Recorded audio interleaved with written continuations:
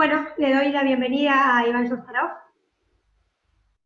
Bueno, buenas tardes, gracias Belén. Básicamente comentarles, como decía Belén en este momento, nosotros iniciamos un ciclo de webinars a partir de hoy, con temas de interés que tienen que ver con lo que hacemos desde hace más de 40 años en el centro médico, todos temas relacionados a la salud ocupacional. En este caso, lo que es COVID y lo que es la parte de testeos y los sistemas de testeos, metodologías y demás, es un tema que hoy está en boga de todos, pero la idea es que después vayamos incursionando en otros temas de la salud ocupacional, como lo que tiene que ver con temas de psicopatología, la parte de accidentes, nutrición, bueno, digamos, un montón de temáticas que tienen que ver con la experiencia nuestra. La realidad es que en el centro médico, y quiero ser bastante sintético, tenemos un grupo de profesionales multidisciplinarios que están muy abocados a esto y muy especializados en la salud ocupacional, así que nos pareció muy interesante poder compartir este know-how y este conocimiento a través de estas plataformas que hoy tenemos digitales y que hoy se están usando bastante. Entonces, bueno, un poco adentrarnos a las nuevas tendencias y utilizar todo esto para jerarquizar lo que es la salud ocupacional a nivel nacional, ¿no?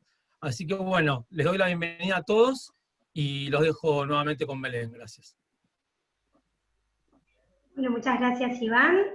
Voy a darle la bienvenida y la palabra al licenciado Jerónimo Viga, que es el jefe de enfermería de servicios asistenciales del Centro Médico Fitzroy, y por otro lado también es integrante del Comité de Control de Infecciones. Jerónimo, buenas tardes.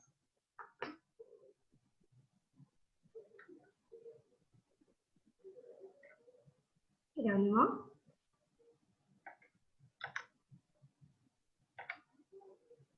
Un minuto, espera.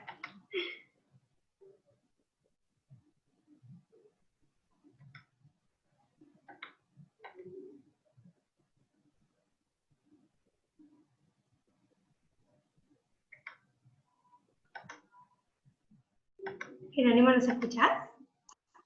Está muteado. A ver, un segundito, ¿eh?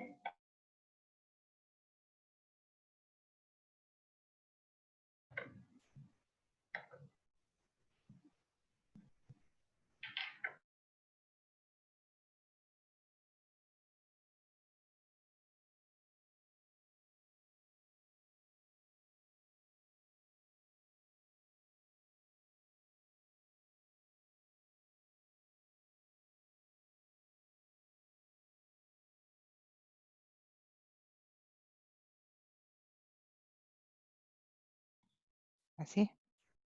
¿Ahí? Sí.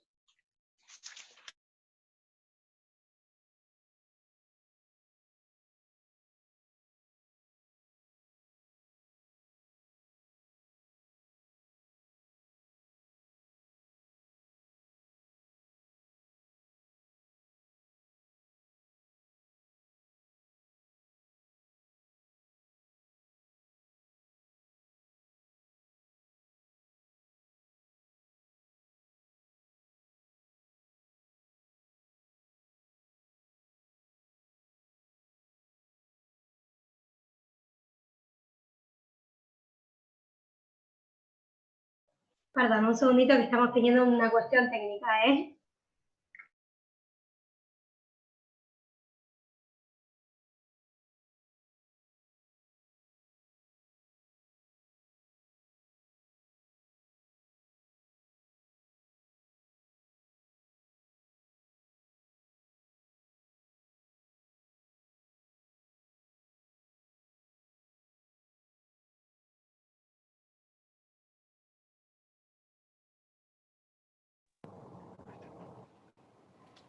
Bueno, ¿se escucha bien? Perdón, ya estamos. Ahora sí, Jerónimo, bienvenido. Bueno, genial. Bueno, ante todo, bienvenidos en esta primera experiencia de Centro Médico con un webinar. La verdad que nos alegra mucho participar en este primer encuentro. Hoy vamos a hablar un poco sobre lo que es COVID, un tema que ya hace 10 meses no es novedad, ¿no? Con lo cual, un poco lo que nos orientamos en este espacio es charlar un poco el COVID y lo que es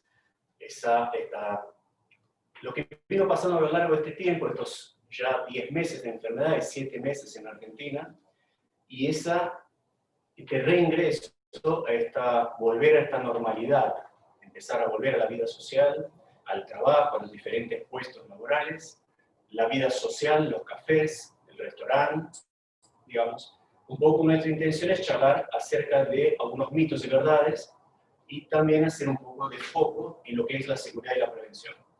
Sin tratar de hacer mucha historia, 31 de diciembre del 2019, Wuhan, China, empieza a reportar a la Organización Mundial de la Salud algunos casos de neumonía. Nosotros a partir de ahí, el día 3 de marzo, recibimos nuestro primer caso registrado en Argentina, en un vuelo de Europa. Estamos hablando entonces que desde 31 de diciembre a 31 de diciembre a 3 de marzo, nosotros lo que empezamos a ver es una historia de Europa. ¿Qué es lo que pasaba en Europa, lo que pasaba en Estados Unidos? Entonces Argentina se empieza a alimentar de toda aquella realidad que de partida ya eran situaciones climáticas diferentes, con países que tuvieron como resultado situaciones bastante complejas. Uno veía lo que pasaba en Italia, luego vio lo que pasaba en Estados Unidos y empezó a generar cierta preocupación. Cuando el 3 de marzo, en el Seiza, baja nuestro primer caso conocido, dijimos, pucha, internados, creo que salió en todos los medios, era claro cómo se veía la internación, todo un despliegue realmente muy importante de los servicios de emergencias médicas, y la verdad es que nos empezamos a debutar con nuestra propia experiencia. Lo que vino pasando era que copiábamos un modelo europeo, copiábamos un modelo que veíamos que era realmente muy crítico, y sobre todo, en algunos casos, veían que era un modelo fracasado, un modelo que veía una cantidad de muertos impresionantes, miles y miles de contagios diarios. Realmente eso asustaba mucho. Y tuvimos en marzo nuestro primer caso. Se fue desarrollando y el Ministerio de Salud empieza a tomar toda esta realidad europea y norteamericana para crear sus propias normas y procedimientos y guías de actuación.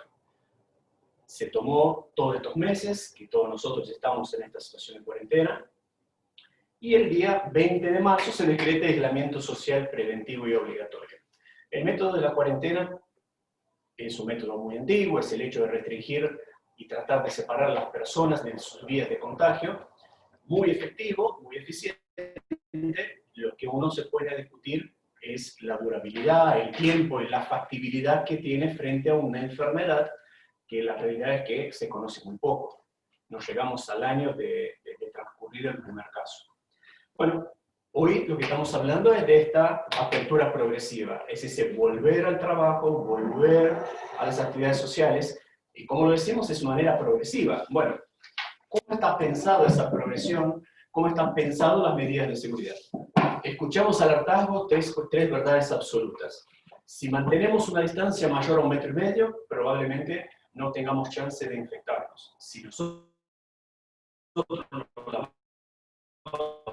las manos, vamos a tener vamos a tener poca posibilidad de infectarnos. Fantástico. Entonces tendríamos 3 situaciones absolutas. Si no salgo de mi casa, lavo las manos, cierro las puertas y ventilo los ambientes, estaría libre de cualquier tipo de problema. Bien, eso funcionaría si esta situación fuera real, imposible. Ya vamos a 7 meses que estamos generando un proceso progresivo de apertura para la comunidad, y hoy lo que vemos es una serie de situaciones en las cuales me parece que están súper interesantes. ¿En qué aspecto? Empezamos a trabajar con una normalidad distinta. Por ejemplo, este espacio que hoy tenemos de una webinar, con más de 100 personas que están conectadas en este momento, lo más probable es que físicamente no lo hemos podido lograr. Entonces, también, por lo menos en lo personal, y creo que desde el equipo de salud, también nos nutrimos de mucha experiencia, de mucha información académica, de mucho intercambio de datos, de manera muy virtual, y creo que eso vino a sumar mucho a esta experiencia. Pero, insisto, seguimos trabajando sobre una enfermedad y sobre un virus muy poco conocido, con lo cual Ustedes han visto más de una vez que un lunes se le daba un tipo de guía o norma de trabajo y el jueves puede ser que se haya cambiado. Y eso no significa que no hemos equivocado en la forma de abordar el problema. Lo que nos damos cuenta es que hay mucha gente trabajando, estudiando, investigando y nos vamos adaptando a cada una de estas realidades. Pero hoy me gustaría compartir con ustedes dos grandes focos. Lo que pasaría en el hogar y lo que pasaría en un ámbito familiar, laboral. La casa, el hogar, yo lo que define como el lugar más seguro que uno tiene para poder estar. Es un lugar conocido, con personas conocidas, y que tenemos como un microclima que depende mucho de nosotros, de las personas que integran este grupo familiar. Hasta no hace mucho tiempo, este grupo familiar, salvo que fuera personal esencial, era un grupo familiar que se mantenía en el hogar. Entonces la probabilidad de que se expusiera a la enfermedad era muy bajo, salvo que tuviera que salir para hacer algún tipo de actividad. Entonces era un grupo social conocido, un grupo social convivente, que por lo general todos compartían el mismo ambiente. Los números de infecciones fue creciendo a medida que se fue abriendo a esa nueva normalidad, como lo hacemos llamar. Entonces, el sistema de transporte público, el sistema donde empezamos a tener mayor acceso a la sociedad, empezó a hacer que este vínculo familiar, este grupo familiar, se rompiera un poco esta burbuja y empezáramos a salir a la sociedad. Con eso, no es casual que empezaron el incremento de los casos. Pero si nosotros en el hogar podemos mantener algunas reglas de oro, por ejemplo, ser limpieza y desinfección del ambiente, tendríamos que empezar a definir un poquitito limpieza y desinfección. Con lo que va de este año, yo me dedico a lo que es control de infecciones, y el tema de limpieza y desinfección siempre fue algo muy claro, muy tácito. Y lo que nosotros vamos percibiendo es que cada lugar creaba como una receta nueva. La industria empezó a fabricar cada vez más productos de limpieza, productos de desinfección, y a mi criterio creo que lo que no hubo fue mucha educación en cómo usarlo. Entonces vemos productos comerciales que utilizan para limpiar una superficie, y que si uno se pone a pensar que luego la tiene que desinfectar, ese producto químico que sirve de limpiador va a obturar la acción del desinfectante, por ejemplo. Entonces nos pareció importante, siempre que hubo la posibilidad, de volver a ese concepto, de enseñar lo que es la limpieza y la desinfección. Lo voy a tocar un poquito más adelante. El lavado de manos. Lavado de manos es algo que nosotros lo hablamos, lo repetimos, el personal sanitario lo decimos al hartazgo, pero la verdad es que es una de las primeras acciones que enseñamos a los chicos cuando van al colegio, cuando van al jardín, es lavarse las manos. Casualmente, cuando uno hace un estudio de adherencia de lavado de manos en el adulto, les puedo garantizar que no llegamos muchas veces al 30 o el 40%. Apenas una anécdota, en un congreso de medicina de una especialidad muy importante, se ha puesto unas cámaras de video apuntando a un lavabo, donde todos los profesionales deberían salir y lavarse las manos en este lugar, y luego, pasado las 4 horas del evento, no más de 35% de adherencia al lavado de manos. O sea, en un ámbito profesional, tampoco está muy aceitado el concepto de lavado de manos. Entonces, ahora nos vemos con una enfermedad que uno de los pilares fundamentales es justamente la higiene de manos. Lavar los elementos compartidos. En nuestros hogares, por lo general, todas las vajillas, todos los elementos, lo utilizamos en forma familiar. Bueno, una buena práctica para eso sería, en este momento que estamos saliendo, poder individualizar al máximo los elementos de uso personal. ¿Es obligatorio? No es obligatorio. ¿Hace la diferencia? Suma. Con lo cual, si nosotros podemos en el hogar disponer de nuestra taza, de nuestros elementos, fantástico. Desde ya, totalmente desaconsejado el uso de compartir el mate u otro tipo de elementos. Eso tanto en el hogar y más aún en lo que es el ámbito laboral. Todo lo que sea limpieza en seco y limpieza en húmedo. Bueno, está llegando el verano, tenemos primavera y entramos con la escoba y empezamos a revolver todo este polvo. Bueno, ¿es el polvo el transmisor del coronavirus? Claramente que no, pero no podemos quedarnos exclusivamente con esa patología. Si bien el coronavirus es la vedette de este momento, mi pregunta es decir, llamo a mi médico porque me despierto con dolor de garganta, tos seca y consulto al sistema de salud. ¿Qué me va a decir el sistema de salud en este momento, a lo cual estamos transitando esta pandemia? Probablemente pueden llegar a citarnos para hacer algún tipo de estudio, o bien podemos llegar a estar a unos días en casa con una sospecha de algún tipo de coronavirus, y sin embargo estamos transitando cualquier otro tipo de situación. Un tema que es importante ahora y está muy de moda es el tema del aire acondicionado. Vamos a hablar un poquito más adelante del aire acondicionado. Y yo siempre, y en este momento los invito a que pensemos en un protocolo hogareño. La palabra protocolo creo que es una de las más mencionadas en este momento. Guías y procedimientos vienen a continuación. Los invitaría a que cada uno dentro de su casa, nos estamos acercando a las fiestas, nos estamos acercando a momentos de fin de año donde todos nosotros estamos habituados a mantener en familia, mantener la juntada familiar con amigos. Y bueno, este año es un año diferente, es un año en el cual vamos a tener que rescindir de algunas cuestiones y vamos a tener que crear algunas reglas nuevas para este año que se va terminando. Bueno, una de las cosas que, por lo menos, trato de compartir es crear este procedimiento o estos protocolos que sean familiares, que no sería nada más y nada menos que unas pautas de compromisos individuales que todos nosotros que nos estamos abriendo ya a vivir en comunidad y trabajar nuevamente, a unas pautas de convivencia y seguridad que para este núcleo familiar nos permita estar un poco más protegidos en este momento. El hogar, como yo les decía, siempre es un espacio seguro, siempre y cuando nosotros podamos, sobre todas las cosas, mantener esta relación. Pero bien, ahora estamos acercando nuestra mente a nuestro ámbito laboral. Nosotros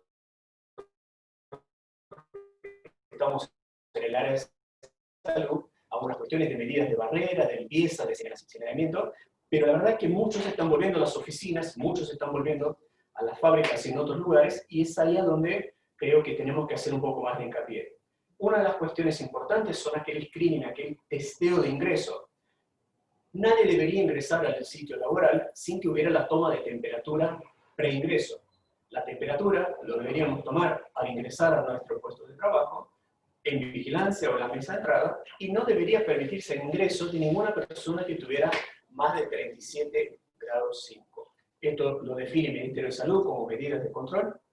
Deberíamos tener una sanitización de manos, pero no deberíamos tomar la temperatura como un hecho solo y aislado. Es tomar la temperatura y hacer unas 2 preguntas acerca de cómo está el estado de este empleado que está incorporándose al trabajo. Si tuvo fiebre, si tuvo algún tipo de malestar, o si alguien de su grupo familiar tuvo algún tipo de síntoma. Las empresas, muchas de ellas cuentan con un médico laboral, con un servicio médico, casi todas tienen un servicio de higiene y seguridad, con lo cual está disponible algún tipo de guía y evaluaciones para hacer un ambiente seguro.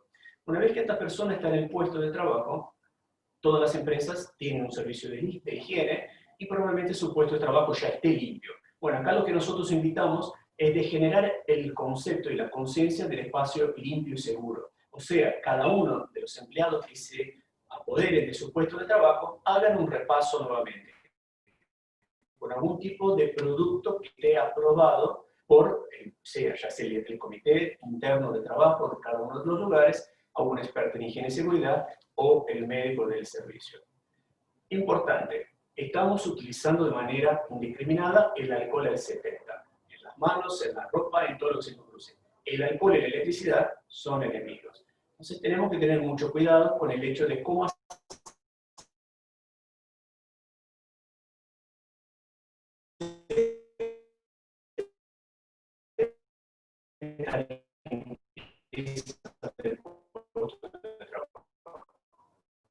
sobre todo de pacientes asintomáticos. Todo aquel espacio que uno pueda tener una ventana abierta es fundamental en el circulado de aire. Hoy en día estamos hablando de los aires acondicionados, el verano, y no hay discusión, no hay ningún tipo de discusión, y la evidencia científica sí lo demuestra, que la ventilación con aire fresco minimiza muchísimo la transmisión del virus. La preparación del puesto de trabajo, la higiene de manos y coordinar sobre todo los momentos de ocio. El momento de ir al comedor, si lo tiene, el momento de las salidas para comer, para salir a fumar en algún espacio abierto, el uso de cocinas, el uso de baños. Bueno, tiene que haber como una reestructuración, una organización interna que permita que cada persona que vaya a compartir otro espacio, cuente con esas verdades absolutas. O sea, la distancia mayor a 1 metro, y medio, 2 haya ventilación. Y permanentemente el hecho del uso de las soluciones alcohólicas. Pero bueno,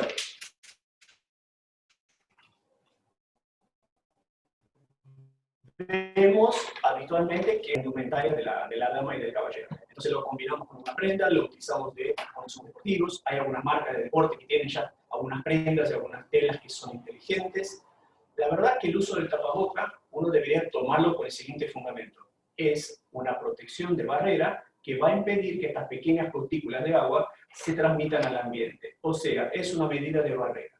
Luego, el que decida o la característica del tapaboca se va a adaptar al usuario.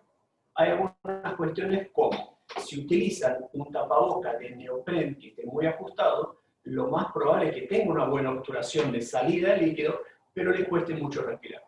Entonces, ¿cuál sería el tapaboca ideal? Aquel que permita frenar estas gotículas de agua y que sea de fácil respiración. O sea, que ustedes puedan respirar y que no haya dificultad.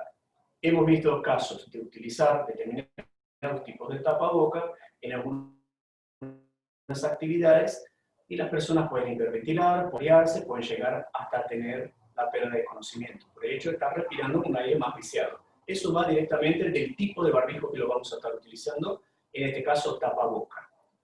Vale la pena decir, no es lo mismo tapaboca que barbijo. Los barbijos son de uso técnico y sanitario. Deben estar directamente relacionados con la actividad que haga cada uno de los profesionales. Inclusive dentro de las instituciones de salud, los barbijos de alta eficiencia, como ser un N95, tienen un lugar, un momento y una técnica de uso. Lamentablemente, a veces en la vía pública, veo personas que utilizan este tipo de insumo y lo más probable es que lo estén utilizando mal. El uso de un barbijo de alta eficiencia es muy incómodo. Por lo cual, una persona que lo utilice de manera común, si no es incómodo, lo está utilizando mal. Lo que hemos notado es que por el tema del coronavirus, la falsa sensación de seguridad ha generado un incremento marcado de la infección. Cuando se toman medidas, se utilizan elementos que no están basados en la evidencia y que uno cree que es mejor que un producto común, lo más probable es que estemos cometiendo algún tipo de falla. El lavado de manos solo es eficaz si uno lo puede hacer con los elementos que corresponden. Agua y jabón común es excelente, lo secamos con una toalla de papel si estamos fuera de nuestras casas y en una toalla de tela en nuestras casas que luego se va a lavarse. O si no, lo más común y que estamos utilizando hoy tiene que ver con las soluciones alcohólicas, las soluciones ya sean gelificadas o líquidas. Esos funcionan muy bien, son prácticas de utilizar y lo podemos usar en todos lados. Importante, el uso de soluciones alcohólicas no exime el lavado de manos. Siempre que uno tenga la posibilidad de hacer un lavado húmedo, va a ser mucho más efectivo. En algunas cuestiones laborales, insisto, de la misma manera que hablé del barbijo, hablo de otras protecciones. No es la primera vez que vamos a ver en la calle una persona que utiliza una máscara facial completa. Y está buenísimo en cuanto a la protección de lo que es los ojos de la persona, pero no va a exhibir el uso de barbijo. Entonces, más de una vez hemos visto máscaras faciales en ausencia del tapaboca. No funciona, no es recomendado, y el uso de protecciones faciales va a depender de la exposición de cada uno. Las personas en la vía pública, en su vida social, pueden utilizar la herramienta que consideren necesaria, siempre cuando venga complementado del uso correcto. O sea, sin barbijo no hay manera de protegerse la vía aérea. Y ahí me gustaría compartir con ustedes quizás algunos mitos, cosas que uno escucha permanentemente. Algunos están basados, están fundados y otros quizás no tanto. La ropa. ¿La ropa contagia el coronavirus? Bueno, hoy en día, todavía siendo una incógnita, no hay investigaciones que lo muestren fehacientemente que una prenda transmita de manera directa.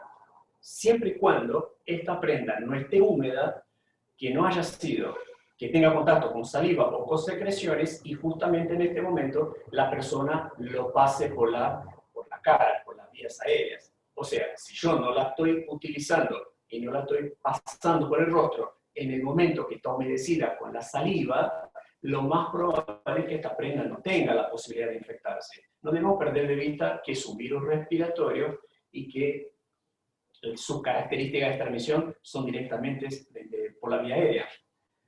La sanitización de la ropa. Me ha pasado de entrar en un lugar y que me estén rociando con alcohol toda la ropa. La verdad es que eso no tiene un sentido directo. Es más, yo hasta diría que es un riesgo muy importante. Acá en nuestro centro médico ya hemos recibido pacientes quemados que luego que lo hayan rociado con alcohol, esta persona prendió un cigarrillo y se prendió fuego.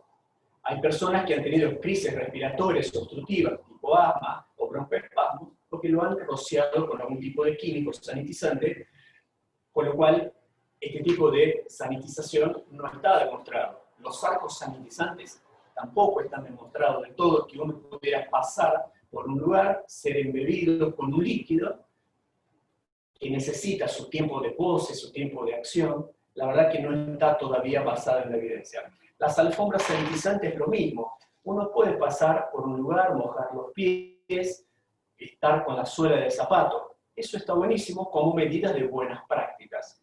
No va a ser la alfombra sanitizante la que va a evitar que uno tenga la transmisión del COVID, porque venimos hablando, es un virus respiratorio y va a entrar por ojos, nariz y boca. Si yo estoy limpiando los pies con una alfombra sanitizante o un trapo con lavandina, lo que estoy haciendo es agregando una medida más de sanitización a mis acciones, pero no está siendo directamente relacionada con el COVID. El agotamiento es otro punto que hace con que nosotros perdamos un poco de vista todos estos cuidados, ¿no? Yo creo que los primeros 30 días, 60 días del aislamiento nos obligó a ser muy inteligentes, una serie de actividades, y con el pasar del tiempo nos vamos dando cuenta que se va perdiendo. Vamos perdiendo en algunos aspectos quizás el respeto a la enfermedad, estamos muy abiertos al público y en otros aspectos también pensamos, a mí no me va a pasar. Bueno, los números todos ustedes lo ven a diario, la realidad, el virus tiene su capacidad, hemos perdido muchas vidas por el tema de la infección, si bien es un porcentaje mucho menor los que terminan en una terapia intensiva, el gran colapso sanitario a nivel mundial justamente fue el sistema de salud. Ese pequeño porcentaje, todos juntos, ha generado este gran colapso. Por lo cual, yo pongo a pensar, si voy a un probador y me voy a probar una prenda, ¿por qué no me permiten probarla? Y está más relacionado con un ambiente cerrado y que vos no estés tanto tiempo adentro de este lugar que con la prenda en sí. La falta de ventilación de un probador que con la prenda en sí. Hemos visto que cuando llega el delivery le rociamos alcohol sobre la caja de cartón de la pizza y rociamos el alcohol al picaporte. Hay diferentes estudios que han dejado muy en claro cuál es el tiempo de sobrevida del virus. Sobre una caja de cartón puede llegar a estar 24 horas, puede estar 72 horas en la superficie plástica o 4 horas en la superficie metálica, como sería el cobre. La realidad es, y yo vuelvo a insistir en eso, tenemos que basarnos en la evidencia de la transmisión del virus. Es un virus de transmisión respiratoria, persona a persona, persona objeto persona. No encuentro, o no he leído por lo menos, demasiada evidencia que por el delivery de la caja de pizza uno pudiera tener un caso de conversión a coronavirus.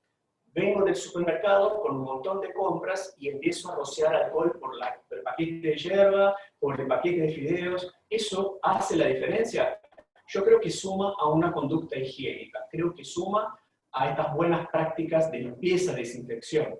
Uno ingresa más parásitos en nuestras casas por zapatos, por manos y por objetos que el coronavirus en sí. Con lo cual, no voy a decirles que está mal, lo que voy a decir es que es una conducta de limpieza y desinfección que lo que tiende es a mejorar nuestros hábitos más que evitarlos. Bien. 2 puntos, y no les robo mucho más tiempo: aire acondicionado, pileta. Se nos va acercando el verano y hay 2 cosas que empiezan a salir como en boga, ¿no? Aire acondicionado, sí o no. Bueno, dadas las circunstancias, lo que tenemos que decir, y por las investigaciones que vemos hasta el momento, aire acondicionado, no. Básicamente está relacionado con 2 grandes aspectos. En un área laboral, en un área cerrada, donde hay un aire acondicionado, podemos tener alguien que sea asintomático. Ya el doctor Rampe va a hablar de estos casos. El paciente asintomático va a estar despidiendo partículas de virus y el aire acondicionado lo que va a hacer es lograr arrastrarla por su flujo, por su corriente de aire, a una distancia mayor.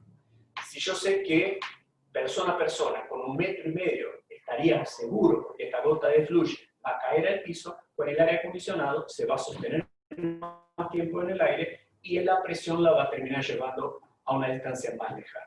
Y la otra parte tiene que ver con el recirculado del aire. Al no tomar aire fresco y mantener este aire viciado, ha demostrado en algunas investigaciones, sobre todo en Europa, que ha habido brotes sobre el uso del aire acondicionado. Con lo cual, lo que se sugiere es mantener siempre ventanas abiertas. Si uno va a prender el aire acondicionado de tipo split en sus casas, mantengan siempre una fuente de aire externa y acuérdense que nosotros en nuestras casas somos nuestro lugar de seguridad. Pero bueno, hoy podemos recibir quizás a un invitado y a ingresar personas dentro de nuestras casas, lo más probable con el aire acondicionado estemos generando este efecto que uno cuida dentro del ámbito laboral. Los aires acondicionados, hay una característica que son filtros. Hay filtros absolutos que pueden llegar a filtrar el 99,7% de partículas. Filtros de tipo EPA que son utilizados en instituciones sanitarias y generan un aire seguro. Piletas, otro mito. ¿Estar en la pileta permite el contagio del coronavirus? No, el agua no va a contagiar. El agua no va a ser un vehículo de contagio a la persona. Lo que va a pasar en la pileta, si uno no logra, es el mismo concepto de estar afuera, el distanciamiento entre persona y persona.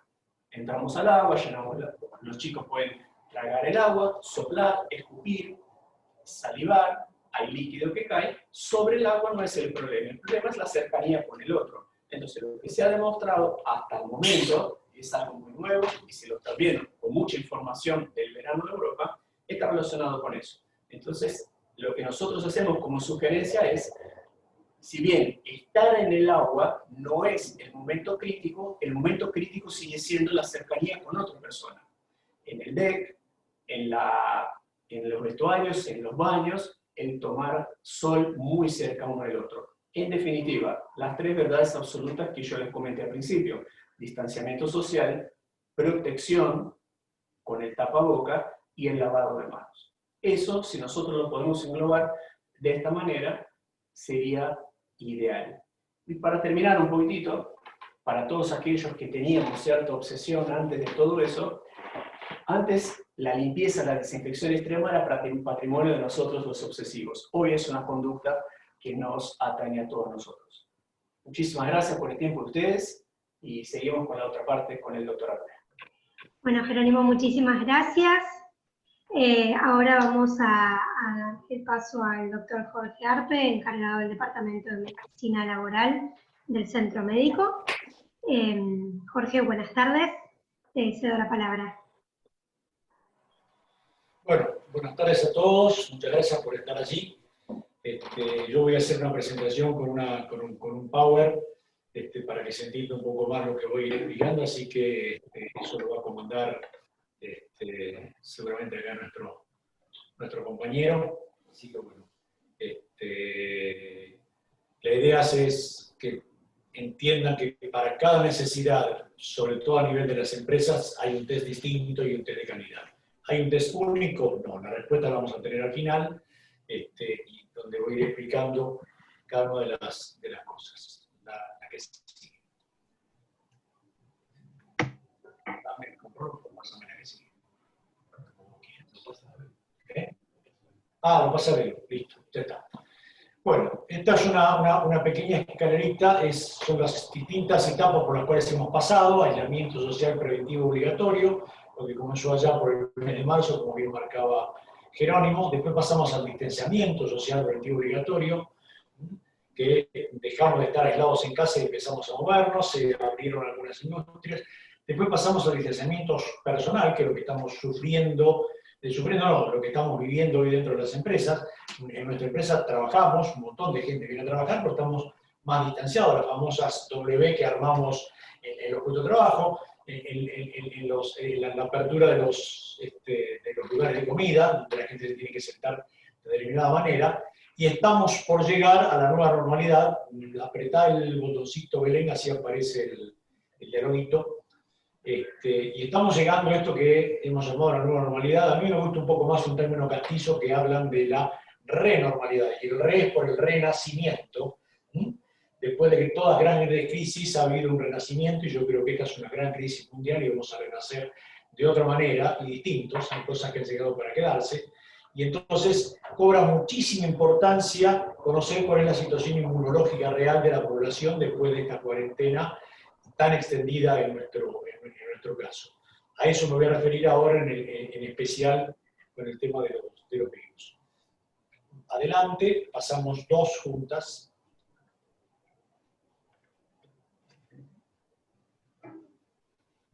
Entonces, para abordar la situación actual desde el punto de vista preventivo, la vigilancia de la salud, que es la que rige la forma en que los médicos del trabajo, los que hacemos salud ocupacional, vigilamos la salud de los trabajadores, y vigilancia no significa de tipo policial, sino desde el punto de vista de cuidado de la salud del trabajo, son las técnicas de screening, o de cribado, o de testeos, y las técnicas de diagnóstico. Ambas técnicas son válidas, y por una serie de motivos que vamos a ver a continuación, tienen algunas ventajas y desventajas. La técnica más conocida por todos, y que todos los días nos pasan a la noche por la tele, la cantidad de casos, la cantidad de fallecidos, y la cantidad de testeos que se hacen, y nos cuentan cuántos PCR se han hecho. Bueno, el PCR se hace por hisopado nasofaringeo, y ahí detectamos el ARN del virus, y en base a eso el resultado nos da detectable o no detectable, como debe ser el resultado, en definitiva es positivo o negativo.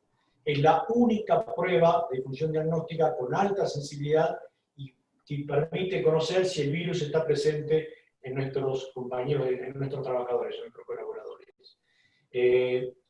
Seguramente por ahí vi en el chat alguna preguntita, después la voy a contestar con el tema de qué pasa si me da negativo. Lo importante es saber que esta es una prueba de altísima sensibilidad, pero igual, charlándolo con Jerónimo la vez pasada, cuando preparábamos esto, él me decía, ok, 5% entre nosotros no pasa nada, pero 5% en 1 millón es 50.000, y 50.000 es una ciudad. Entonces, no es un dato, una sensibilidad del 95. Tenemos que extremar las medidas. Por eso hablamos de vigilancia de la salud y de pruebas en forma secuencial. Un PCR positivo no nos garantiza que esa persona no contagie. Eso es un dato a tener en cuenta. Perdón, PCR negativo, no nos garantiza que esa persona no contagie. Después, cuando conteste las preguntas, lo voy a explicar mejor. Tiene una altísima fiabilidad porque tiene alta sensibilidad y alta especificidad. No mide otros virus, como otro tipo de técnicas que a veces dan reacciones cruzadas. Tiene 2 matices esta prueba. No diferencia en sí misma en qué estadio de la enfermedad estamos. Si estamos en la fase aguda inicial, los primeros 7 a 8 días de la enfermedad, si estamos en la fase de desarrollo entre el día 8 y el día 12-14, o si estamos en la etapa de recuperación entre el día 12 y el día 20, porque lo que detecta es la presencia de ARN en nuestras fosas nasales o en nuestras fauces. Entonces, si no lo correlacionamos con un dato clínico y con la respuesta de anticuerpos, que vamos a ver por qué, es como que nos quedamos cortos. De ahí la importancia que esta prueba sea evaluada por el cuerpo médico. No es para que la interprete cualquiera. La debe interpretar un equipo médico. Y en especial un equipo médico ya entrenado en este tipo de resultados. Porque también ahora vamos a ver esto de los límites de corte, que llamamos nosotros, lo que llamamos el umbral, cuánto mide por encima de cuánto mide, y me han hecho la pregunta, ¿un 1% más del valor positivo es positivo? Y numéricamente sí, pero no es significativo para hacer un diagnóstico de certeza. Como ya dije, una prueba positiva en sí mismo no implica que la persona infecte, y una prueba negativa no implica que la persona no esté infectada. Ese es el ligero margen de error que tiene. La que sigue. Bueno, con esto trato de explicar esto del famoso umbral. De acuerdo a la cantidad de copias del virus que hayan ingresado a nuestro organismo, esta prueba va a dar positiva o va a dar negativa. Si el número de copias es muy bajo, la prueba va a dar negativa. ¿Estamos infectados? Sí estamos infectados. ¿Podríamos contagiar a otras personas si llegamos a estornudar o a toser o estar sin el tapabocas? Sí podemos contagiar. Las gotitas, esas pequeñas gotitas siguen saliendo de nuestro árbol respiratorio, aunque el test dé negativo. De esos son los famosos asintomáticos muchas veces. Son aquellos que no detectamos. Los otros casos son los que sí estamos detectando, porque bueno, el número de virus que ingresó en el organismo superó el umbral de detección de estos test. Existen varios métodos, los que han visto reacciones habrán visto que hay 3 o 4 métodos. Cambia la forma de informarlo, pero todo es para nosotros positivo o negativo. El segundo tipo de test son los test de tipo inmunológico, la que sigue, Beru. Ahí tenemos dos tipos de test. Test rápidos que detectan la presencia en forma cualitativa, nos dicen qué hay, no nos dicen cuánto. Que tenemos anticuerpos, inmunoglobulina G o inmunoglobulina M. En sangre, ¿cómo se toma? Con un pinchacito en la punta del dedo, como se miden los diabéticos su glucemia, con una gota de sangre capilar en un cassette, tarda unos 15, entre 12 y 15 minutos y ahí tenemos el resultado. Y nos mide positivo o negativo, pero no nos dice qué cantidad de anticuerpos tenemos. Sirve para cribados a nivel masivo. Lo que nos da es un estado inmunológico a ese nivel. Por otra parte, la que sigue, los test serológicos, que son los primeros que aparecieron a nivel de las instituciones de salud, nosotros son los famosos que se hicieron en la Estación Constitución al principio de la pandemia.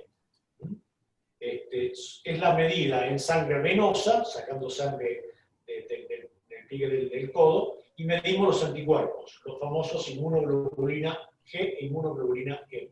Esto detecta de manera cuantitativa cuánto tenemos. Y ahí tenemos por los distintos métodos de corte. A veces el resultado es positivo por arriba de 1, depende del método, en otros casos es por arriba de 4, en otros casos es por arriba de 10.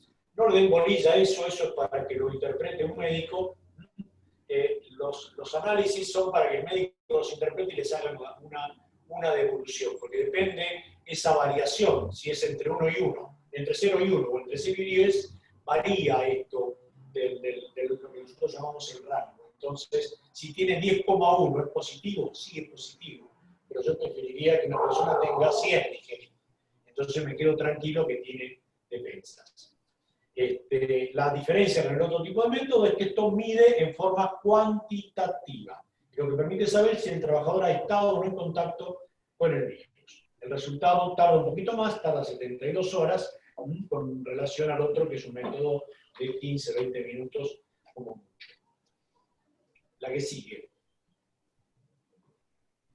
Bueno, esto es una curva que alguno podrá criticarla, pero esto es una estadística americana que habla un poco de cuáles son los promedios que ellos han detectado después de tantos casos, de cuánto duran los anticuerpos y cuánto duran los antígenos, que sería lo que medimos con la curva azul, que es lo que medimos con el hisopado, en promedio para la población americana. Acá en la Argentina se están dando números bastante parecidos, por lo que nosotros estamos detectando en nuestra propia, nosotros hacemos test en nuestros propios trabajadores o lo que recibimos en nuestros médicos de planta que nos informan.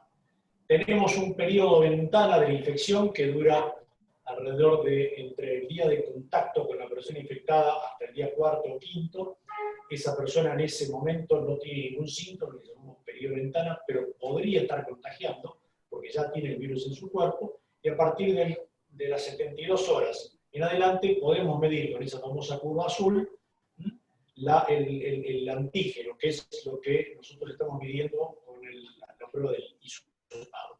¿Cuándo se negativiza? En promedio el día 28, no el famoso día 14. Entonces estamos encontrando hoy gente que después de curada la enfermedad y ya con anticuerpos sigue dando PCR positivo.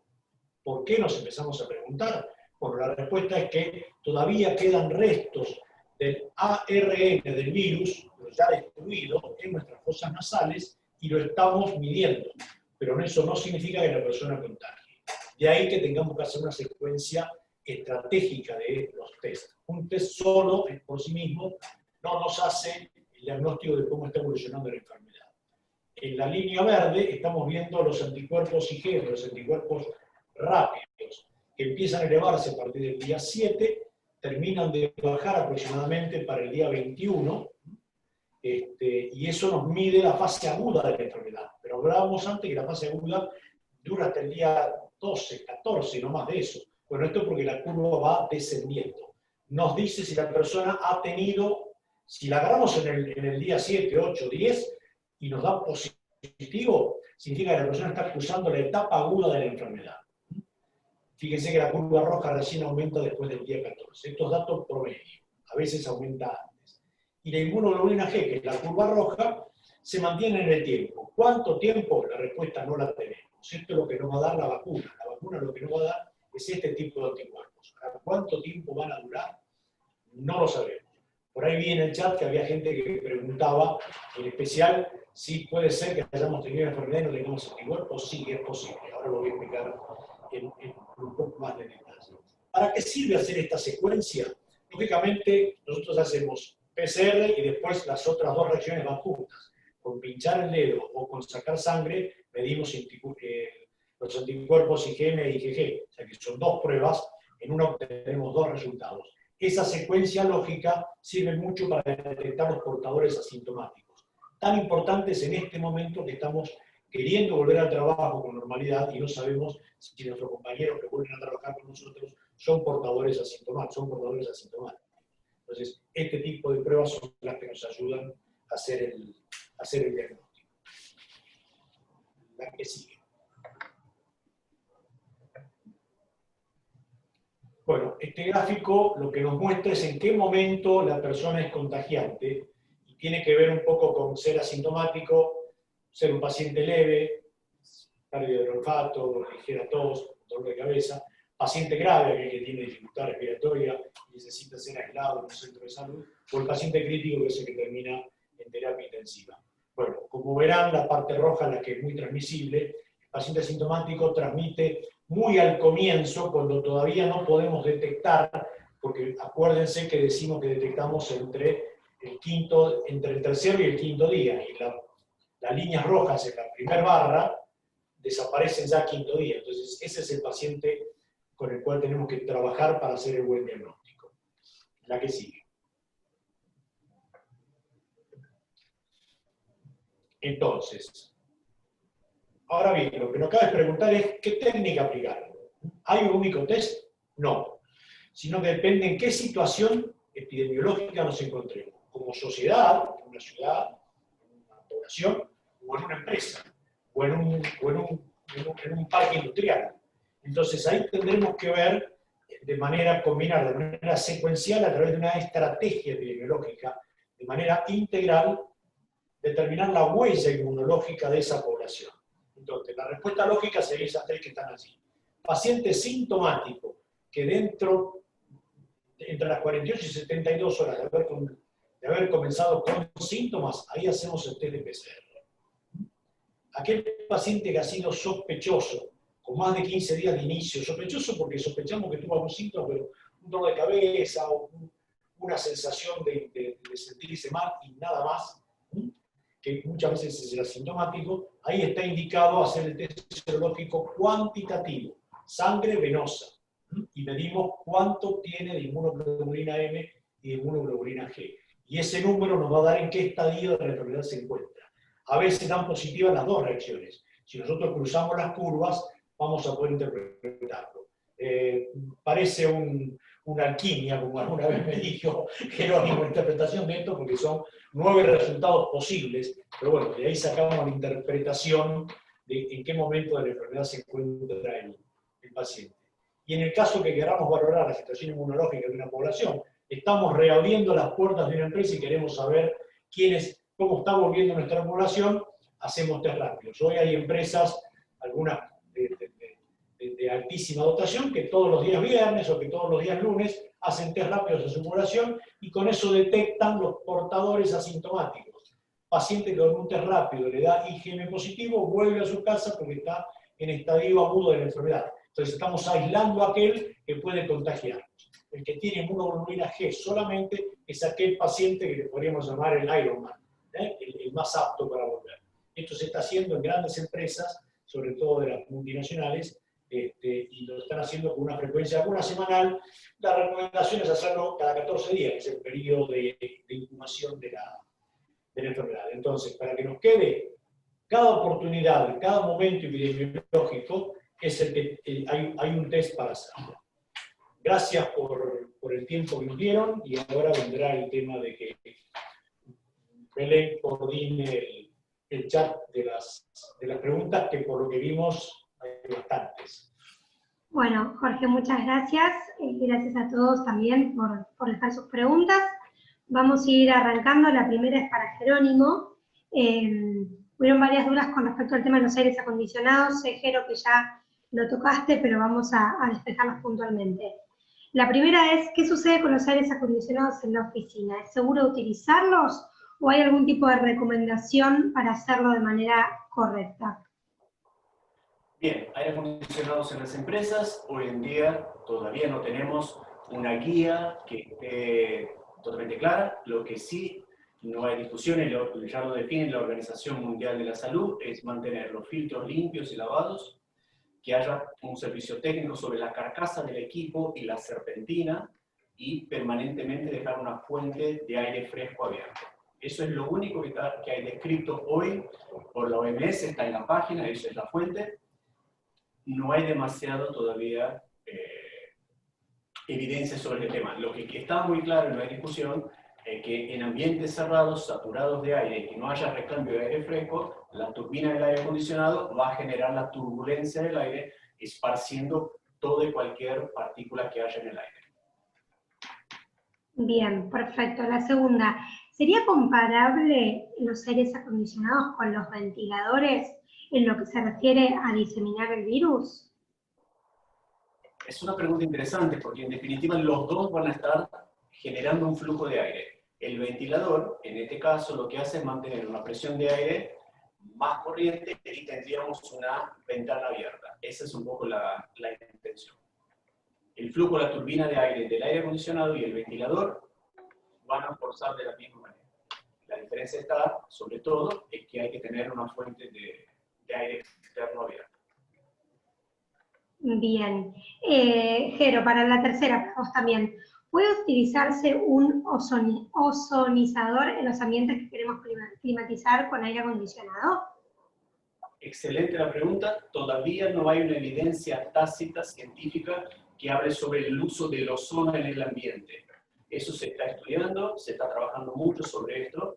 Inclusive las luces de ozono, con determinada potencia, pero no está todavía puesta en vigencia y no hay todavía cantidad de evidencia científica que pueda decir. Si eso llega a funcionar, va a ser buenísimo. Inclusive hay unos robots, hay como unos arturitos chiquititos con algunas lámparas, que si esto llega a tener fundamento, la habitación de un hotel podría estar desterilizada en menos de 5 minutos. Pero bueno, todavía está, lo que he leído sigue estando en prueba. No, en este momento todavía no hay evidencia.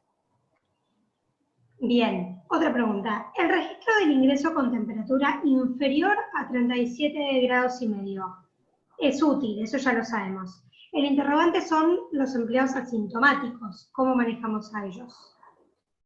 Bien, el hecho del registro de la temperatura y por lo menos 2 preguntas de ingreso sobre el estado personal y un estado familiar, lo que va a generar es una base de datos, que en el caso que uno de estos empleados presente síntomas, uno puede generar un proceso de trazabilidad. Si el empleado el día martes presentó 37 de temperatura y mencionó que un familiar en su casa tuvo con algún tipo de síntoma, fíjense que con 37 uno lo permitiría que ingrese, pero si lo refiere en este momento que hay un familiar en su casa que tiene algún tipo de malestar que pueda llegar a estar asociado a eso, este registro va a permitir que alguna autoridad sanitaria de la empresa o el lugar donde disponga tome una acción de seguimiento o pueda llegar a hacer una trazabilidad con la persona. El registro tiene como fundamento eso, poder trazar y identificar la persona si presenta síntomas o algún familiar. Bien, clarísimo. Guillermo nos pregunta si la falsa sensación de seguridad por usar el N95 que comentabas vos, Jero, o sea, ¿dónde está la falsa seguridad? ¿Si es por el tema de usar el N95 o dónde estaría? o es con usar las tapabocas que no es suficiente? Bien, el N95, en lo personal, cuando lo uso lo paso muy mal. Entonces, cuando uno utiliza un N95, hacer un elemento de protección personal muy técnico, tiene, por ejemplo, una colocación particular, existen diferentes diseños. El más común es el tipo copa, uno lo coloca en el rostro y hace una prueba de fuga y de vacío. Entonces hay una maniobra que uno hace inhalando y exhalando para ver si sella de manera adecuada. Una vez que uno tiene hecho esta prueba y lo tiene coaptado en la cara, ingresaríamos a hacer la tarea que haya que hacer. Imaginémonos que el desconocimiento de hacer el test de coaptación y colocarlo de una manera muy sutil va a hacer con que el usuario pueda exponerse a distancias que no son las recomendadas o participar de eventos. Un ejemplo muy clásico, hubo una fiesta hace poquito donde uno de los elementos que se entregaba a esta fiesta clandestina era un barbijo N95, que no era N, era KN95, es otro modelo. Entonces, ¿qué hacía? Decían que era una fiesta segura. Se los daban, cuando uno compraba el ingreso, se los daban diciendo, con eso puesto, ustedes no van a tener problema. Hubo un brote impresionante, hubo muchos casos infectados por esa falsa sensación de seguridad. O sea, el producto es adecuado, utilizado en el lugar incorrecto por personas no entrenadas. A eso hago referencia. El utilizar alguna herramienta no aplicada o no capacitada para el uso.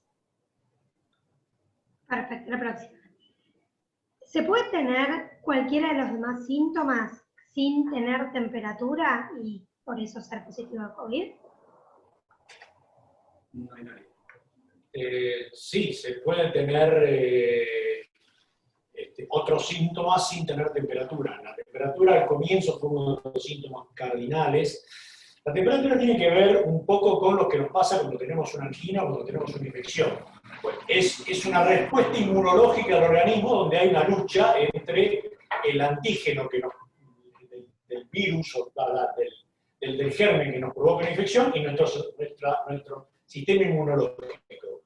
En esa trinchera donde están luchando se provoca un aumento de temperatura y eso puede ser local, una flebitis, una bursitis, lo que puede, o la temperatura general cuando tenemos un cuadro genérico. Pero no es el único síntoma, porque después se transformó allá por el medio del invierno, era la anomia, la pérdida del olfato era clásico, típico. Es cierto, no hay otras causas de pérdida de olfato sola, sin haber estado expuesto a algún tipo de sustancia. No hay un síntoma cardinal.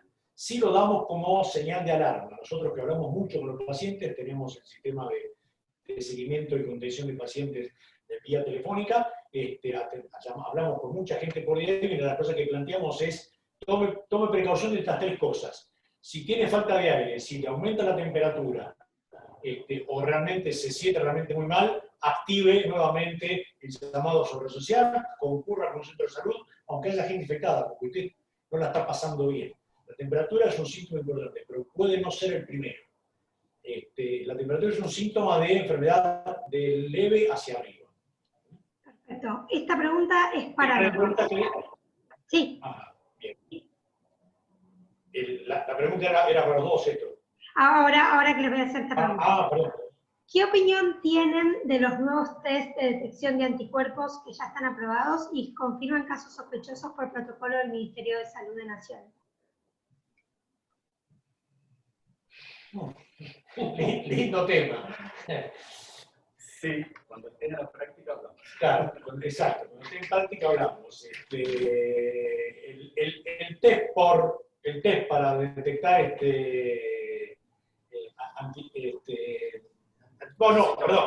anticuerpos o antígenos. Anticuerpos. No, anticuerpos son los que están vigentes. Los test anticuerpos son los que están vigentes, que son el test rápido y el test por... Perdón, la pregunta era por el test de antígeno. Por el test de antígeno. ¿Qué tal, Laurita? ¿Cómo estás? Gracias por estar aquí. El test de antígeno. El test de antígeno no tenemos la experiencia. Dentro del centro médico no tenemos nosotros, en lo personal, la experiencia. En alguna de nuestras tantas empresas alguien lo compró, lo aplicó y la fiabilidad que tiene este test anda alrededor del 85 al 90%. Entonces, como dije antes, 10% menos en 1 millón son 100.000. es muchísimo. Todavía no tenemos eso. Tampoco hay tanta información de Europa, que es de donde sale. A eso voy. Hacer como hablábamos, hacer una enfermedad tan nueva y con tantas cosas que surgen, todavía a veces hay situaciones que carecen de evidencia. Y es un tema serio. Si bien estamos transitando un momento donde todo lo nuevo suma, hay que ser muy criterioso y hay que ser muy cuidadoso con qué sugerencia uno puede dar, porque tampoco es tirar cualquier tipo de herramienta sobre la mesa, porque a veces nos aleja un poco de las verdades absolutas. Entonces, honestamente, y en lo personal, no tenemos evidencia que pueda hablar de la deficiencia de test. Claro, ambos estamos leyendo muchísimo. Yo me levantaba a las 5 de la mañana para hacer los webinars españoles, y un día en España alguien presentó un caso de 11 casos en Corea. El español le dijo, no, doctor, 11 casos es nada, es mi familia, tengo 11 nietos, le dijo. O sea, no podemos, hay que mirar la fuente y hay que ver de cuánto estamos hablando. En Europa no hay tanta evidencia todavía. Y eso que ha surgido en Europa en los 2 laboratorios grandes europeos. Nosotros no lo tenemos en práctica porque seguimos prefiriendo el PCR, que tiene una fiabilidad del 95 al 97, estamos mucho más. El 100% absoluto no existe, y en ninguna prueba existe. Los que somos médicos lo sabemos eso, que no existe el 100% de fiabilidad, porque hay una parte técnica que es la que trabaja. Además está el humano, ¿no? Un error de técnica de tomado o de hisopado anula totalmente esa muestra, ¿no? Yo he visto fotos, algunas de alguien muy famoso, muy cercano a Dios, porque firma así, donde le hacen el hisopado con la nariz para abajo, ¿no? Esa no es la técnica, ¿no? No. Entonces... Pasamos al siguiente. ¿Alguien con anticuerpos no se contagia? Tampoco hay tanta evidencia como cuánto duran los anticuerpos, no sabemos. La enfermedad lleva en América desde el mes de marzo, en Argentina desde el mes de marzo. ¿Cuántos casos? En el mundo, diciembre. O sea, son 10 meses de enfermedad. Es tan nueva que no tenemos esta evidencia. ¿Cuánto duran los anticuerpos? Aquellos que han levantado anticuerpos, hay gente que al tercer mes o cuarto ya no tiene más. Hay gente que le han perdurado. Tampoco hace tanto que medimos anticuerpos. Estamos midiendo anticuerpos en Argentina desde el mes de julio. O sea que llevamos 3 meses de medición. Entonces no podemos tener estadísticas confiables nuestras, si además confiáramos en las estadísticas del Estado, ¿no? Nosotros tenemos nuestra propia estadística, que al principio era rara, teníamos el 4 o 5% de PCR positivos. Dijimos, ¿qué está pasando? Hoy ya subimos esa tasa, las empresas aprendieron qué casos tienen que medir, estamos cercanos al 30%, más parecido a lo que es el mundo, pero tampoco es el 70% que se dice a nivel nacional, porque si tuviéramos el 70% de positivos, ya tendríamos 8, 10, 12 millones de infectados. Seguimos hablando de aquellas personas que han transitado la enfermedad y luego se volvieron a contagiar. Esa es la pregunta que a veces queda en el aire, ¿no? Porque ¿cuántos casos registrados fehacientes de una reinfección por COVID existen hoy a nivel mundial? Bueno, eso también es algo que se está estudiando mucho y está relacionado con lo que dice Jorge. Va a servir mucho este invierno europeo, porque están planteando si es una reinfección o son casos nuevos. San Carlos III de Madrid, que está trabajando muy seriamente sobre esto, está empezando a hacer el cribaje entre el que ya tuvo y el que nunca entró en ningún centro de salud.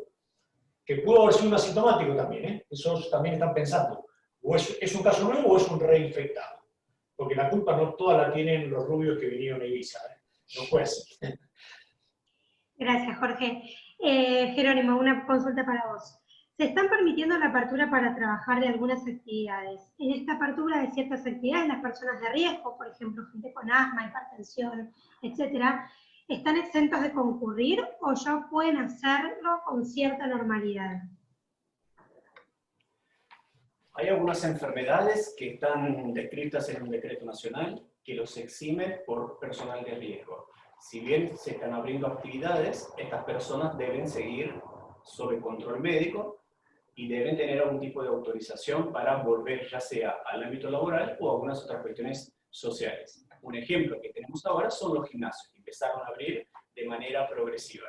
Está indiscutible que la actividad física es importante, pero una persona que está de baja laboral por por un problema respiratorio, por ejemplo el asma, ¿puede concurrir a un gimnasio? A mi entender no, porque nos estamos exponiendo a un lugar cerrado que si bien tiene protocolos, estos protocolos están dados para aquellas personas que no tienen tanto riesgo. Con lo cual, un oficinista en una oficina no tiene más riesgo que yendo al gimnasio. Entonces, acá empieza a jugar un poquito la cuestión de la coherencia de estos protocolos, ¿no? Insisto, tienen que ser basados en evidencia y todo aquel que esté bajo el decreto por enfermedad debe tener un control médico y es el responsable de autorizar o no a un tipo de regreso. Si esa es la pregunta... Quiero agregar esto, algo bastante personal, pero igual lo he charlado con unos cuantos colegas, es persona que se infectó, se curó, tiene anticuerpos, puede volver a trabajar, sigue siendo población de riesgo para algunas cosas. Si me pasara a mí, yo no volvería a trabajar porque estoy expuesto a riesgo de las otras cosas. Si me llevo a pescar una NAC, una neumonía de la comunidad, ¿va a haber una cama en terapia intensiva para que me atiendan? ¿Y que encima no tenga al lado un coronavirus? No. Entonces, si esa persona es una persona de riesgo, nosotros hemos clasificado mal los riesgos. Hicimos un decreto enorme, larguísimo, después lo agregamos otro montón de patologías, después dijimos índice de masa corporal, después era obeso, después índice de masa corporal 35, después pasó a 40, lo volvemos a 35. Un pasito para adelante, un pasito para atrás. Estamos en eso. Si tomáramos las cosas de otra manera, como hicieron los españoles, armaron una guía que tiene 140 hojas, donde habla de cada una de las patologías y cuáles sí pueden volver cuando tengan anticuerpos y cuáles no. Diabéticos no, inmunosuprimidos no. Los asmáticos sí podrían volver, pero depende de qué. Si va a trabajar en un ambiente cerrado, caluroso, donde haga un esfuerzo físico, no, porque está expuesto, no, muchos han vivido el H1N1. El H1N1 fue bastante parecido a esto, no tenía el alto índice de contagiosidad. Y no volvió nadie a trabajar en el medio de lo que fue la epidemia en la Argentina. Hasta que no terminó la epidemia no volvió nadie a trabajar en ese momento. Y tuvimos una tasa de infección mucho menor que todos los restos de los países de América Latina. Hicimos las cosas mucho mejor que en esta. Y tenemos la herramienta. Y tenemos la herramienta que en el bolsillo tenía el famoso Tamiflu, que bueno, nos ayudaba, ¿no? Acá la vacuna no está. Esta última opinión es un poco bastante personal, pero he charlado con algunos infectólogos y coinciden en esto. Está la otra escuela, acá es como dicen los abogados, no quitar la biblioteca y no la biblioteca. No, si tiene defensas que vuelva, depende a qué, en qué ambiente y cuántos son. Ese es el tema. Creo que estamos frente a la posibilidad de estas personas que han tenido la enfermedad o han tenido la posibilidad o la duda, nada mejor que consultar con su médico de cabecera o con un infectólogo, plantearse si existe alguna herramienta diagnóstica que permita conocer su estado de salud y plantear de alguna manera ese reingreso. La realidad es, podemos quedar con un decreto y todas aquellas personas de riesgos hasta que nos salga la vacuna y meternos en su casa. Lo que yo me pregunto es si realmente eso les está haciendo bien a estas personas. Y eso es una acotación personal. Creo que hay mucha gente que podría, con una manera controlada y segura, volver a su puesto de trabajo, analizando el puesto, analizando la persona y analizando las formas. Pero bueno, creo que todo eso estaba pensado para una patología nueva y que todos creíamos que a los 14 días de la cuarentena algo iba a cambiar. Bueno, hoy venimos a 7 meses con números que escalan. Entonces, y me parece a mí, y esto es una opinión personal, que en algún momento es ideal volver a dar las cartas y volver a revisar un poco todo eso. Porque hay mucha gente que en este momento está en su casa haciendo una vida semi-normal, porque tiene que salir, porque tiene que hacer actividad. Gente que no está yendo a consultar a médicos de cabecera por algún otro tipo de enfermedad. Digamos, estamos entrando luego de 7 meses a situaciones que no estaban previstas cuando se hizo el decreto o cuando se tomaron aquellas definiciones. Los espacios laborales ya no son los mismos, las adecuaciones de las empresas fueron realmente importantes, en la gran mayoría de las empresas se han adecuado muchísimo, han generado mecanismos de seguridad, la población utiliza herramientas como ser el tapaboca, hemos mejorado de aquel pañuelo doblado a un tapaboca más industrial, digamos. Fueron 7 meses que nos han hecho ser creativos y evolutivos. Ahí justo Jacqueline en el chat puso que lo psicológico influye mucho, hay gente que ya no se banca más esto de estar en casa encerrado porque tiene alguna comorbilidad. Entonces habrá que estudiar cada caso, habrá que evaluar a qué ambiente de trabajo vuelve a trabajar, en qué condiciones, y ahí dictaminar junto con su médico de cabecera, ver si está en condiciones o no de volver, y asegurarle las mejores condiciones de trabajo. Uno de los temas es el tema del transporte.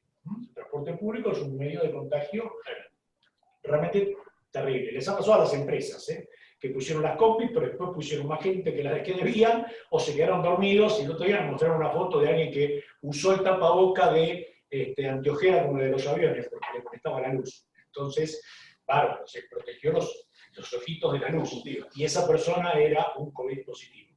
Contagió a los 24 y iba en un micro.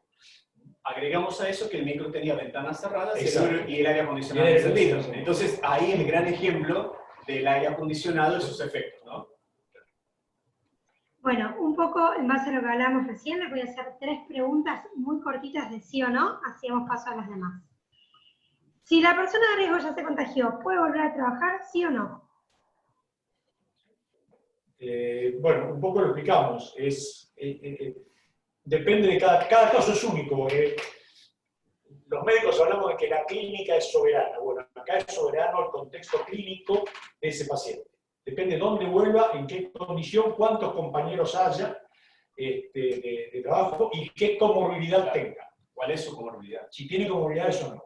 No es lo mismo un hiperobeso que un gordito. No es lo mismo un diabético insulino dependiente que un diabético que toma medicamentos orales y tiene su glucemia controlada. No es lo mismo una persona que le falta el vaso, que es una persona con sus defensas bajas, o que está en tratamiento oncológico, que uno que no lo está. Cada persona es única. No podemos generalizar en esto. Ok. ¿La edad de personas de riesgo para trabajar sigue manteniéndose en 60 años, sí o no? Por el decreto sí, obvia al personal esencial, el personal de salud no tiene límite de edad, por eso me ven sentado acá. Si es hipertenso y se contagió, ¿puede volver a trabajar? Bueno, esto está un poco relacionado a lo que hablábamos recién, ¿no? Y bueno, la hipertensión no figura específicamente en el decreto, pero al ser considerada una enfermedad cardiovascular, aparte está la Sociedad Argentina de Hipertensión, que se enojó bastante, que dijo por qué no la pusieron.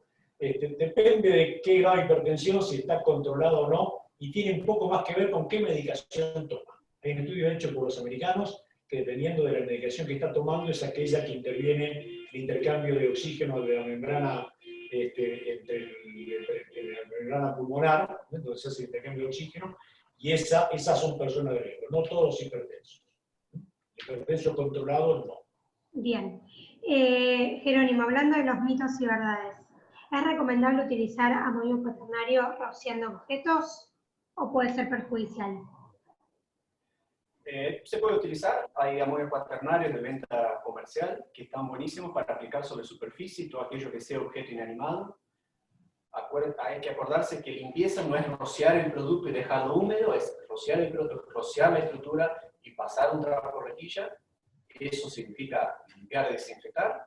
Lo único a tener en cuenta es cuál es el envoltorio del producto a limpiar, que no sea poroso, que no quede húmedo, porque no deja de ser un producto químico. Bien. Jorge, después del día 14, ¿es recomendable hacer PCR o hacer otro tipo de test? Al principio de la cuarentena era casi obligatorio. Después, cuando uno empieza a leer un poquito más, y me fui antes del 20 de marzo, encontré por ahí artículos de los que empezaron a traducir del coreano al inglés y del inglés al español, y nos habían considerado todo el área de América Latina como zonas donde teníamos pocos recursos humanos para la salud, pocos recursos económicos y no iba a haber test. Entonces se decidió que después del pasado el periodo de contagio se podía volver sin PCR. Hoy hay compañías que lo exigen. Nosotros atendemos muchas empresas que son contratistas de otras y no le permiten volver al trabajador si no hace esto. Que están cumpliendo con los protocolos de la CDC, o sea, no están cumpliendo los protocolos de la British Standard, depende del costo. Sí se podría volver si está totalmente asintomático. Nosotros hablamos del 10, famoso 10 más 3, 10 más 4. Si después del 10.º día la persona está 4 días sin síntomas, podría volver a trabajar, pero tiene que estar sin ningún tipo de síntomas. Y ya no se hace PCR porque además no hay recurso para hacerlo. No hay recurso ni humano, porque se enfermaron muchos de nuestros compañeros. Y no hay recurso económico para hacerlo. Hoy, la salud ocupacional empezó a ocupar un rol muy importante dentro de la salud pública. Somos un actor, y tal vez el actor más importante dentro de la salud pública, que no existía antes. Antes estábamos a un costado. Hoy formamos parte de la salud pública, hacemos el seguimiento de los pacientes, hacemos el acompañamiento de los pacientes, hacemos el acompañamiento de la familia, aconsejamos. Lo que no hacemos es medicar porque no nos tocamos, porque los vemos vía chat. Pero somos un actor muy importante de esto, y muchas empresas están asumiendo el costo de hacer este segundo PCR, que si viene positivo, ¿qué? Y ahí es donde yo me pregunto, ¿me vuelve a dar positivo? ¿Contagia? ¿Qué tengo que hacer entonces? Hacer una inmunoglobulina. Entonces, doble costo, una inmunoglobulina que hago 2 días después, tarda 3 días en el resultado, y ya llegamos al día 20. ¿Tiene sentido? Entonces, me quedo con lo que decían los coreanos, que el sudeste asiático y toda América Latina, de México para abajo, deberían comportarse como países con baja cantidad de recursos, por lo tanto no aconsejaban hacer el segundo PCR a los 14 días, dependiendo del caso, lógicamente. Paciente internado con neumonía se hace PCR al alta, sin lugar a dudas. Antes teníamos dentro de los protocolos que para el alta de un paciente tenían que tener 2 PCR negativos con 24 horas de tiempo. Imagínense que de aquella realidad a hoy, el día 10 es el día del alta de una persona que no haya presentado ningún síntoma de complicación, se viene el día 11, se reintegra a funciones laborales sin ningún tipo de testeo. Entonces, fíjense que no hace tanto tiempo en la realidad de la otra. Enfermedad nueva con características.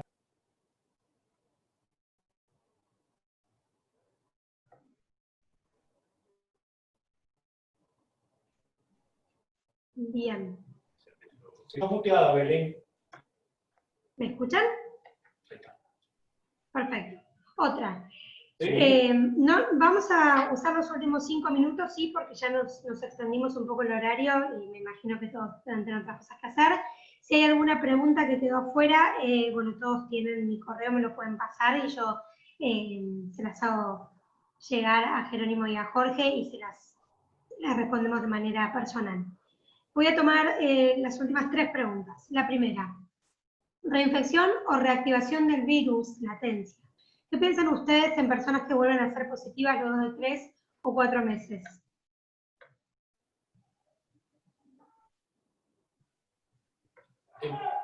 No se entendió bien el medio de la pregunta.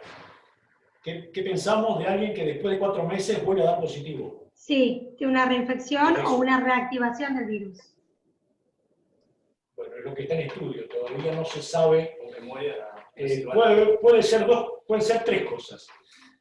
Si existiera la reinfección, podría serlo. Hoy no hay evidencia científica a nivel mundial de suficiente cantidad de casos como para poder decir eso. y ese tiempo, ¿no? Y en este tiempo. Y en la Argentina menos todavía. Lo otro es que puede ser memoria inmunológica.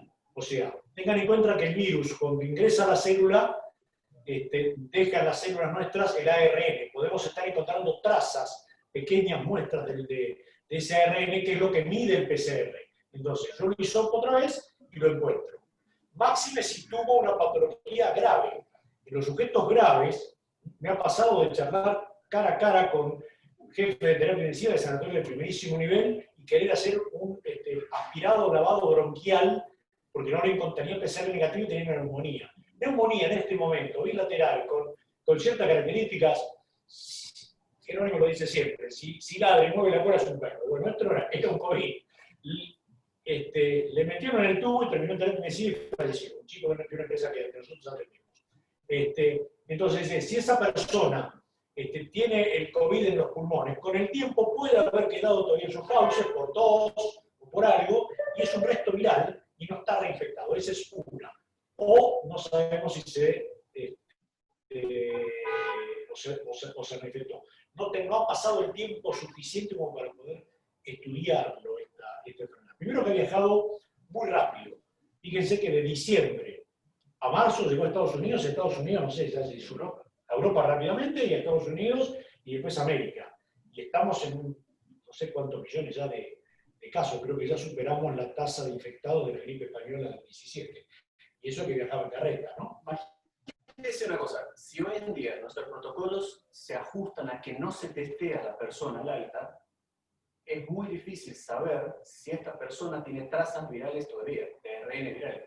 O sea, a los 4 meses de hacer un PCR, yo creo que en algún momento las investigaciones van a llevar a testear personas a lo largo del tiempo con el estudio de PCR para saber cuál es la curva de decline del virus o no. Hoy en día no tenemos cómo saberlo porque el día 10 de una persona que transitó la enfermedad de manera benigna o de una manera oligosintomática no se testea.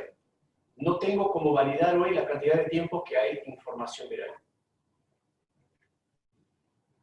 Bien. ¿Se sabe cuánto dura la inmunidad de un contagiado? Estamos en lo mismo. Se está hablando de 3, 4 meses. La gente que está haciendo el estudio con las vacunas se está hablando de hasta 6 meses. Los estudios serios, ¿no? Todavía es todo experimental, no han llegado a esto. No tenemos tanto tiempo de haber testeado anticuerpos y que haya pasado el tiempo y volver a testear. Ese es el tema. Una enfermedad en Argentina de 7 meses. Claro, nada más. 10 meses a nivel mundial. Con lo cual, si una vacuna de la gripe uno aplica una vez al año porque sabe que los anticuerpos van a llegar, todavía para coronavirus no podemos decidir que llegue a 7 meses. Bueno, justo relacionado a eso, una pregunta interesante. ¿No es inseguro que el gobierno diga que va a obligar a vacunar a la gente cuando la vacuna fue desarrollada en menos de 2 años?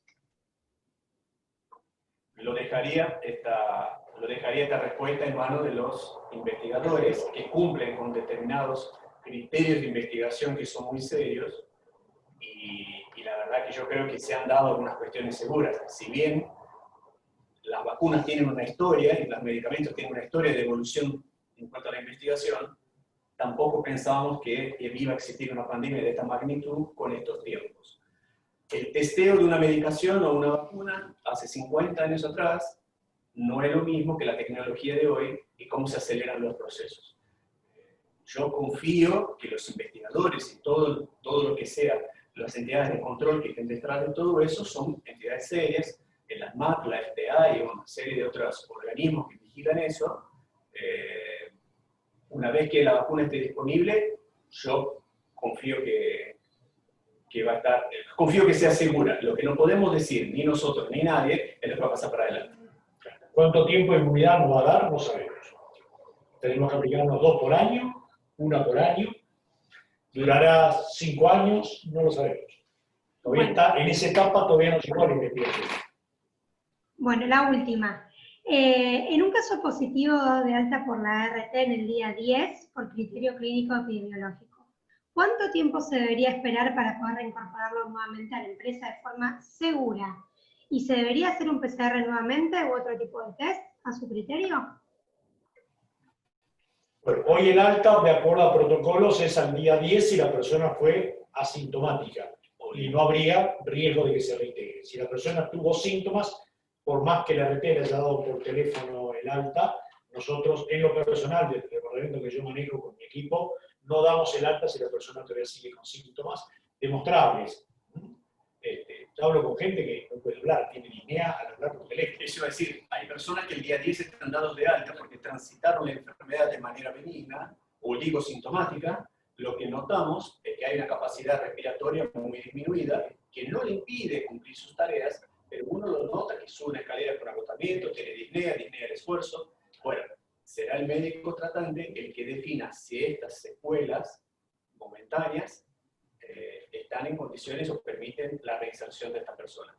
Si es un personal asistencial que yo tengo en mi equipo que no puede por su agotamiento físico desempeñar sus tareas, uno va a tener en cuenta esta capacidad que tiene para desempeñarla, pero no así cuestionar el día 10 del alta, porque el alta acerca de la transmisibilidad del virus está demostrada que el día 10 está en condiciones, por cómo cursó la enfermedad.